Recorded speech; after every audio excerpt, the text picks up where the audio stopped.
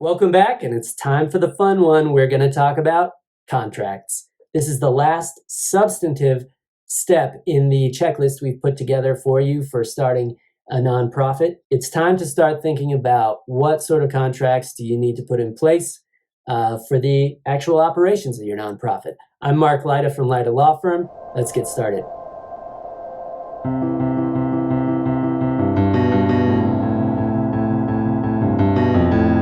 This is another video that we've done, kind of a similar one already in our legal checklist for startup businesses. So you might want to check that one out.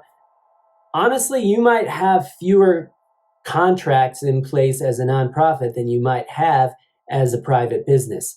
There is no ownership of a nonprofit. Nobody actually owns a nonprofit, so that reduces the number of contracts you might need in terms of like selling shares, like a business might do, or figuring out other ownership issues. So that's one thing that reduces your number of contracts. You may have employment contracts, but they're not necessary in every state, particularly at-will employment states.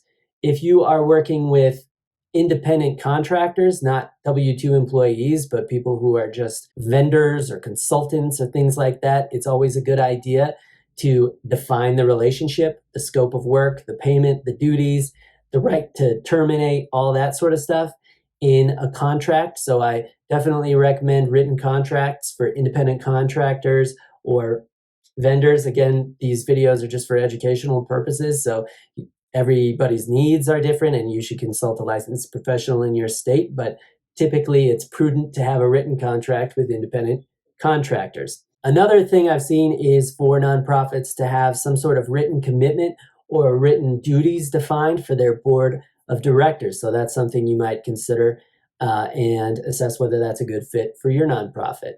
And then lastly, another big one that you see for nonprofits is a commercial real estate lease.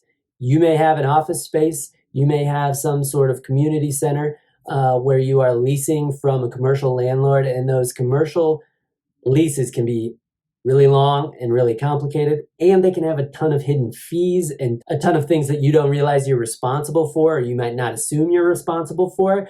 So a commercial lease is something that is a really good idea to make sure that you have a lawyer look at it.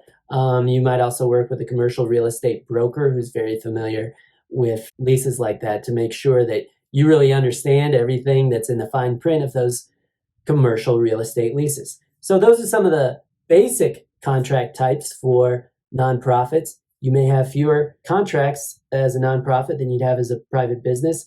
But one last thing to keep in mind before I conclude this video is something I mentioned in the liability and insurance needs video. Really, a liability waiver is a contract in a sense. So think about if you are involved in any sort of high-risk activities or any sort of activity where somebody could be injured, whether it's in a car ride or in some sort of athletic or high-risk activity, definitely make sure to have people sign liability waivers. You can find a lot of those online, or of course, consult a licensed professional in your state. So those are your contracts, and actually that's the last substantive video in this checklist. Thank you so much for watching. Please remember to click like and subscribe to help keep legal education free and accessible for nonprofits and small business owners. I'd also like to invite you to listen to our podcast, Coffee, Lunch, Beer, it's called. It's a mentorship podcast, and it's available wherever you get your podcasts.